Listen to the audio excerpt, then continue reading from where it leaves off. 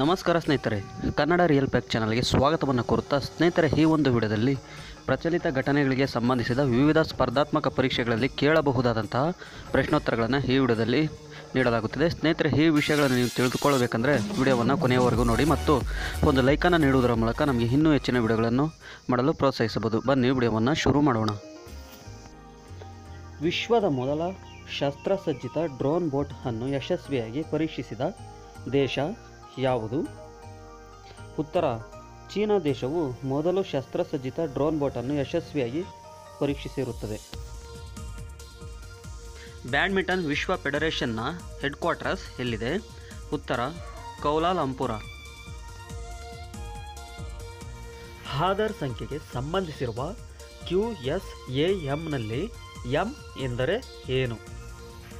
ಉತ್ತರ: ಎಂ ಎಂದರೆ ಮ್ಯಾಪರ್. IPL ಇತಿಹಾಸದಲ್ಲಿ 5,000 ರನ್ ಗಳಿಸಿದ ಮೊದಲ ಆಟಗಾರ ಯಾರು? ಉತ್ತರ: ಸುರೇಶ್ ರೈನಾ. ಬ್ಯಾಂಕಿಂಗ್ ತಂತ್ರಜ್ಞಾನದಲ್ಲಿ ಅಭಿವೃದ್ಧಿ ಮತ್ತು ಸಂಶೋಧನೆಗಾಗಿ ಇನ್ಸ್ಟಿಟ್ಯೂಟ್ನ ಪ್ರಧಾನ ಕಚೇರಿ ಎಲ್ಲಿದೆ? ಉತ್ತರ: ಹೈದರಾಬಾದ್. ಇತ್ತೀಚೆಗೆ ಖಗೋಳ ವಿಜ್ಞಾನ ಸಂಸ್ಥೆಯ ಅಧ್ಯಕ್ಷರಾಗಿ ಆಯ್ಕೆಯಾದವರು ಯಾರು? ಉತ್ತರ: CG ಅನುಪಮಾರವರು ಖಗೋಳ ವಿಜ್ಞಾನ ಸಂಸ್ಥೆಯ ಅಧ್ಯಕ್ಷರಾಗಿ ಇತ್ತೀಚೆಗೆ ಆಯ್ಕೆಯಾಗಿರುತ್ತಾರೆ.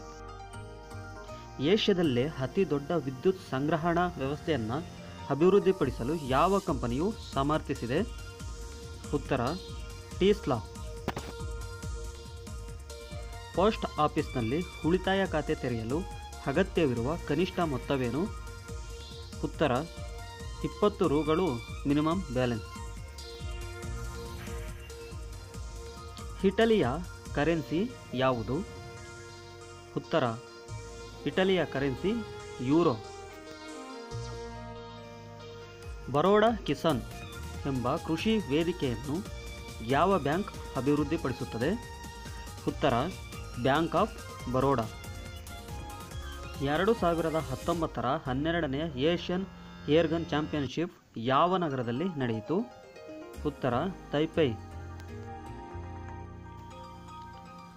ಚುನಾವಣಾ ಸಮಯದಲ್ಲಿ ತ್ರಿಪುರಾ ಮತ್ತು ಮಿಜೋರಂಗೆ ವಿಶೇಷ ಕೇಂದ್ರೀಯ ಪೊಲೀಸ್ ವೀಕ್ಷಕರಾಗಿ ನೇಮಕಗೊಂಡವರು ಯಾರು? ಉತ್ತರ: MK ದಾಸ್. ಮಹಾರಾಷ್ಟ್ರ ಬ್ಯಾಂಕ್ನ ಹೆಡ್ ಕ್ವಾರ್ಟರ್ಸ್ ಎಲ್ಲಿದೆ? ಉತ್ತರ: ಪುಣೆ. ಪುಣೆಯಲ್ಲಿ ಮಹಾರಾಷ್ಟ್ರ ಬ್ಯಾಂಕ್ನ ಪ್ರಧಾನ ಕಾರ್ಯಾಲಯ ಕಚೇರಿ ಇರುತ್ತದೆ. ನಾಸಾದ ಹೆಡ್ ಕ್ವಾರ್ಟರ್ಸ್ ಎಲ್ಲಿದೆ? ಉತ್ತರ: ವಾಷಿಂಗ್ಟನ್ DC. ವಿಯೆಟ್ನಾಂನ ಕರೆನ್ಸಿ ಏನು? ಉತ್ತರ: ವಿಯೆಟ್ನಾಂನ ಕರೆನ್ಸಿ ಡಾಂಗ್.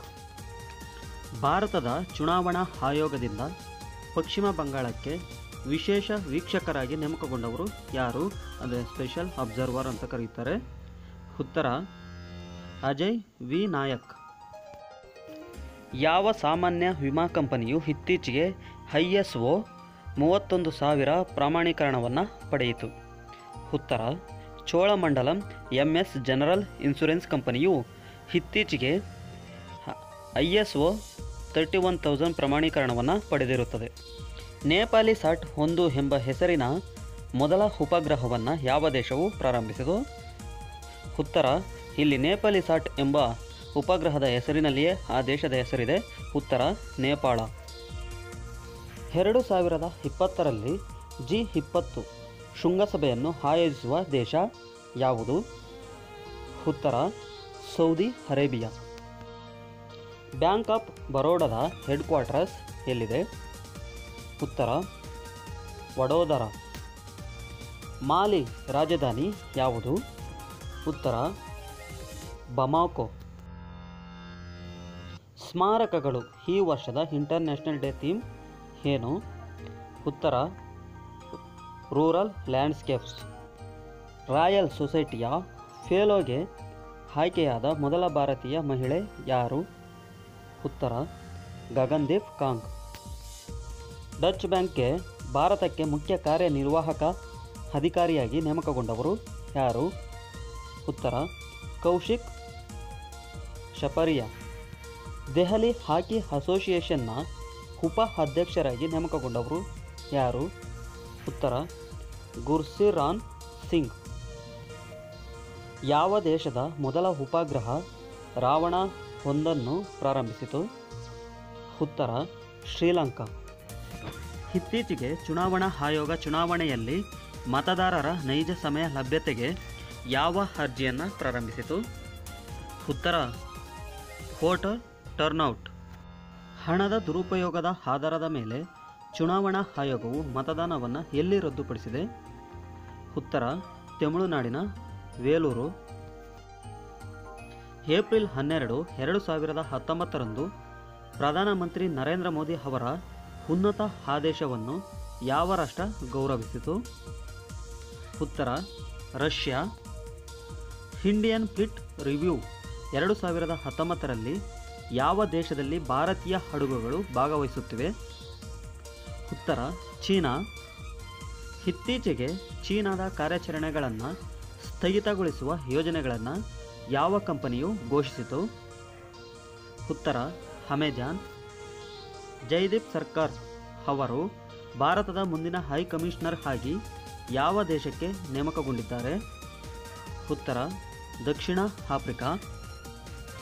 358 ವರ್ಷಗಳಲ್ಲಿ ರಾಯಲ್ ಸೊಸೈಟಿಯ ಸದಸ್ಯರಲ್ಲಿ ಆಯ್ಕೆಯಾದ 1ನೇ ಭಾರತೀಯ ಮಹಿಳಾ ವಿಜ್ಞಾನಿ ಯಾರು? ಉತ್ತರ ಗಗನ್ದೀಪ್ ಕಾಂಗ್. ವಿಶ್ವ ಪ್ರೆಸ್ ಫ್ರೀಡಮ್ ಇಂಡೆಕ್ಸ್ 2019 ಭಾರತದ ಸ್ಥಾನ ಯಾವುದು? ಉತ್ತರ 140ನೇ ಸ್ಥಾನ. ಪ್ರತಿ ವರ್ಷ ವರ್ಲ್ಡ್ ಪ್ರೆಸ್ ಫ್ರೀಡಮ್ ಇಂಡೆಕ್ಸನ್ನು ಯಾವ ಸಂಸ್ಥೆ ಬಿಡುಗಡೆ ಮಾಡುತ್ತದೆ? ಉತ್ತರ ರಿಪೋರ್ಟರ್ಸ್ ವಿತೌಟ್ ಬಾರ್ಡರ್ಸ್ ಸಂಸ್ಥೆಯು ಪ್ರತಿ ವರ್ಷ ವರ್ಲ್ಡ್ ಪ್ರೆಸ್ ಫ್ರೀಡಮ್ ಇಂಡೆಕ್ಸನ್ನು ಬಿಡುಗಡೆ ಮಾಡುತ್ತದೆ. ಹೊಸ ಯುದ್ಧ ತಂತ್ರದ ನಿರ್ದೇಶಿತ ಶಸ್ತ್ರಾಸ್ತ್ರ ಪರೀಕ್ಷೆಯನ್ನು ಮೇಲ್ವಿಚಾರಣೆ ಮಾಡುತ್ತಿರುವವರು ಯಾರು? ಉತ್ತರ ಕಿಮ್ ಜೋಂಗ್ ಹಾನ್. ಇವರು ಉತ್ತರ ಕೊರಿಯಾದ ನಾಯಕರಾಗಿರುತ್ತಾರೆ. ಪರಮಾಣು ಶಸ್ತ್ರಾಸ್ತ್ರಗಳ ಸಂಗ್ರಹಣೆಯ ಪ್ರಸ್ತುತ ಗಾತ್ರವನ್ನು ಬಹಿರಂಗಪಡಿಸುವ ಅಭ್ಯಾಸವನ್ನು ಯಾವ ರಾಷ್ಟ್ರದ ಆಡಳಿತವು ನಿಲ್ಲಿಸಿದೆ? ಉತ್ತರ ಯುನೈಟೆಡ್ ಸ್ಟೇಟ್ಸ್. ಪುರುಷರ 65 kg ಫ್ರೀ ಸ್ಟೈಲ್ ವಿಭಾಗದಲ್ಲಿ ಯಾವ ಭಾರತೀಯ ಕುಸ್ತಿಪಟುವು ವಿಶ್ವದ ನಂಬರ್ 1 ಆಗಿರುತ್ತಾರೆ? ಉತ್ತರ ಬಜರಂಗ್ ಪುನಿಯಾ.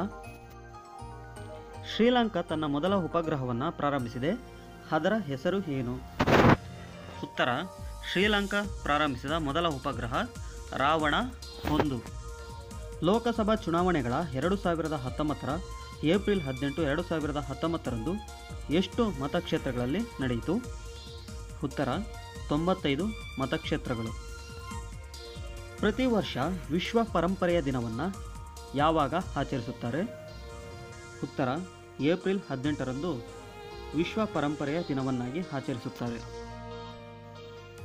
ರಿಲಯನ್ಸ್ ರಿಫೈನಿಂಗ್ ಮತ್ತು ಪೆಟ್ರೋಕೆಮಿಕಲ್ ವ್ಯವಹಾರದಲ್ಲಿ 25% ಪಾಲು ಖರೀದಿಸಲು ಮಾತುಕತೆ ನಡೆಸುತ್ತಿರುವ ಕಂಪನಿ ಯಾವುದು?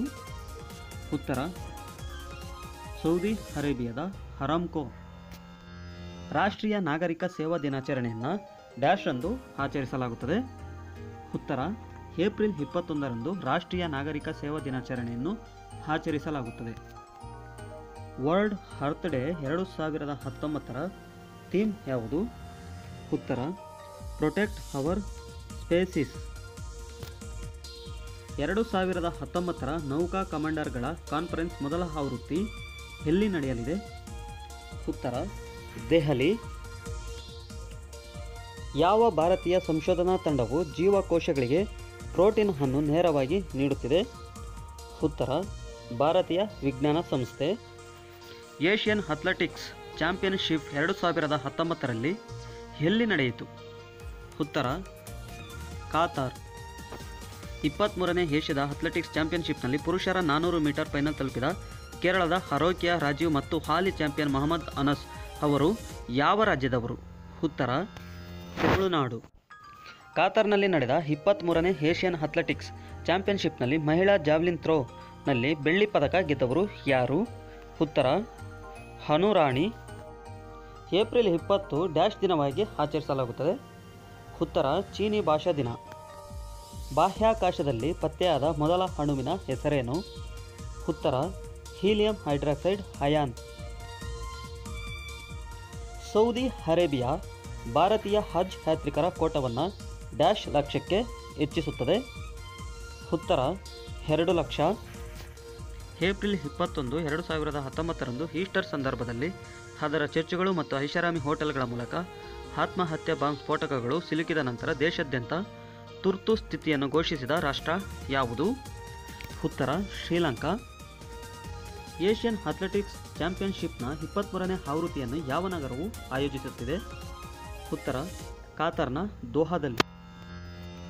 ಜಾಗತಿಕ ಭೂ ದಿನವನ್ನು ಪ್ರತಿ ವರ್ಷ ಯಾವಾಗ ಆಚರಿಸುತ್ತಾರೆ? ಉತ್ತರ ಏಪ್ರಿಲ್ 22. ಭಾರತದಲ್ಲಿ ಸಿವಿಲ್ ಸರ್ವಿಸಸ್ ಡೇ ಪ್ರತಿ ವರ್ಷ ಯಾವಾಗ ಆಚರಿಸುತ್ತಾರೆ? ಉತ್ತರ ಏಪ್ರಿಲ್ 21ರಂದು.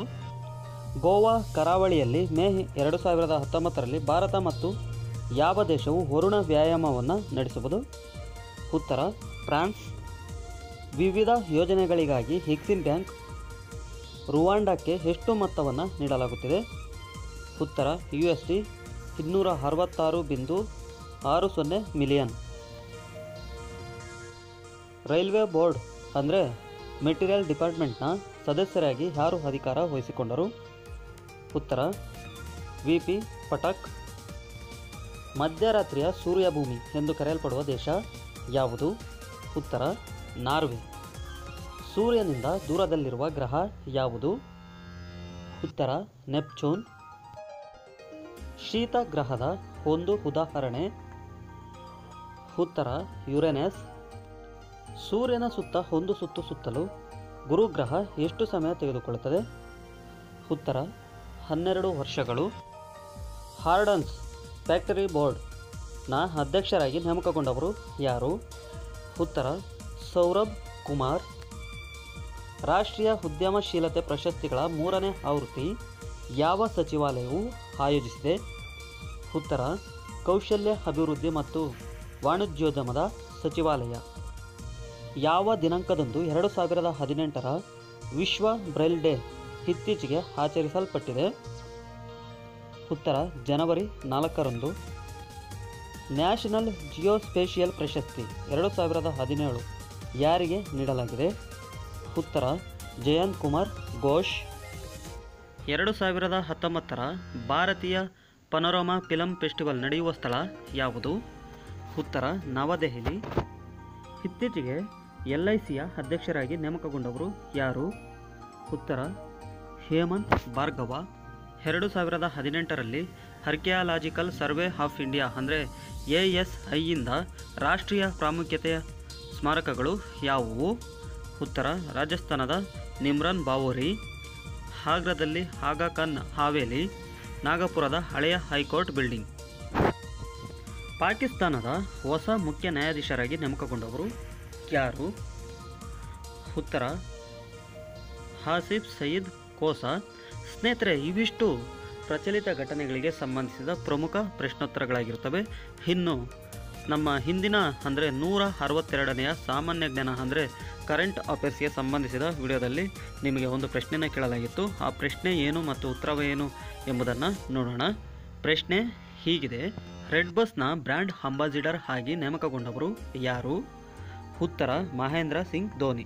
ಸ್ನೇಹಿತರೆ, ಈ ಪ್ರಶ್ನೆಗೆ ಸರಿಯಾದ ಉತ್ತರವನ್ನು ಮೊದಲು ಕಾಮೆಂಟ್ ಮಾಡಿರ್ತಕ್ಕಂಥವರು ಅಂದರೆ ಮಲ್ಲಿಕಾರ್ಜುನ, ಪರಮೇಶ್, ಶಿವರಾಜ್ ಕುಮಾರ್, ಲಕ್ಷ್ಮಣ್ ಗೋರ್ಗವಿ, ರಂಗಣ್ಣ, ಸನ್ನಾ ಹುಸೇನ್, ಸತೀಶ್ ನಾಯಕ್, ಸುಜಾತ ಎನ್ ಮತ್ತು ಇಲ್ಲಿ ಪರದೆ ಮೇಲೆ ಕಾಣಿಸ್ತಾರ್ತಕ್ಕಂಥ ಎಲ್ಲ ಸ್ಪರ್ಧಕರಿಗೆ ಸರಿಯಾದ ಉತ್ತರವನ್ನು ನೀಡುತ್ತಾರೆ.